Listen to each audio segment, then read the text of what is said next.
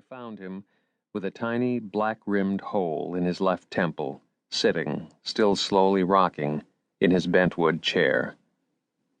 In spite of his fondness for literary gore, and unlike my father, who I gathered had made a mess of things, Albert Vetch went out neatly and with a minimum of blood. I say that Albert Vetch was the first real writer I knew, not because he was, for a while, able to sell his work to magazines, but because he was the first one to have the midnight disease. To have the rocking chair and the faithful bottle of bourbon and the staring eye, lucid with insomnia even in the daytime. In any case, he was, now that I consider it, the first writer of any sort to cross my path, real or otherwise, in a life that has on the whole been a little too crowded with representatives of that sour and squirrely race. He set a kind of example that, as a writer, I've been living up to ever since. I only hope that I haven't invented him. The story, and the stories, of August Van Zorn were in my thoughts that Friday when I drove out to the airport to meet Crabtree's plane. It was impossible for me to see Terry Crabtree without remembering those Fay short stories, since our long friendship had been founded, you might say, on August Van Zorn's obscurity, on the very abject failure that helped crumple the spirit of a man whom my grandmother used to compare to a broken umbrella.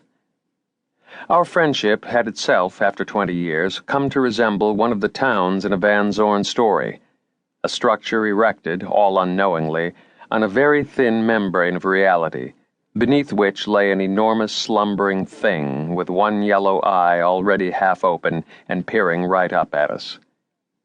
3 months earlier, Crabtree had been announced as a staff member of this year's annual Word Fest. I had wangled him the invitation, and in all the intervening time, although he left numerous messages for me, I'd spoken to him only once for 5 minutes, one evening in February when I came home, kind of stoned, from a party at the Chancellor's, to put on a necktie and join my wife at another party which her boss was throwing that evening down in Shadyside. I was smoking a joint while I spoke to Crabtree, and holding onto the receiver as though it were a strap, and I stood in the center of a vast, long, whistling tunnel of wind, my hair fluttering around my face, my tie streaming out behind me.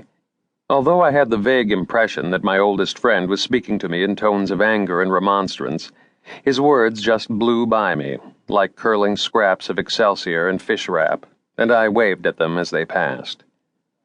That Friday marked one of the few times in the history of our friendship that I wasn't looking forward to seeing him again. I was dreading it. I remember I'd let my senior workshop go home early that afternoon, telling them it was because of WordFest, but everyone looked over at poor James Leer as they filed out of the room. When I finished gathering all the marked-up, dittoed copies and typed critiques of his latest odd short story, shuffling them into my briefcase and putting on my coat, and then turned to leave the classroom, I saw that the boy was still sitting there at the back of the classroom in the empty circle of chairs. I knew I ought to say something to console him. The workshop had been awfully hard on him, and he seemed to want to hear the sound of my voice. But I was in a hurry to get to the airport and irritated with him for being such a goddamn spook all the time, and so I only said goodbye to him and started out the door. "Turn out the light, please," he'd said in his choked little powder-soft voice. I knew that I shouldn't have, but I did it all the same. And there you have my epitaph, or one of them, because my grave is going to require a monument inscribed on all 4 sides with rueful mottos in small characters set close together. I left James Leer sitting there, alone in the dark, and arrived at the airport about half an hour before Crabtree's plane was due, which gave me the opportunity to sit in my car in the airport parking garage smoking a fatty and listening to Ahmad Jamal, and I won't pretend that I hadn't been envisioning this idyllic half-hour from the moment I dismissed my class. Over the years I'd surrendered many vices, among them whiskey, cigarettes, and the various non-Newtonian drugs, but marijuana and I remained steadfast companions. I had 1 fragrant ounce of Humboldt County, California, in a Ziploc bag in the glove compartment of my car. Crabtree walked off the plane carrying a small canvas grip, his garment bag draped over one arm, a tall, attractive person at his side.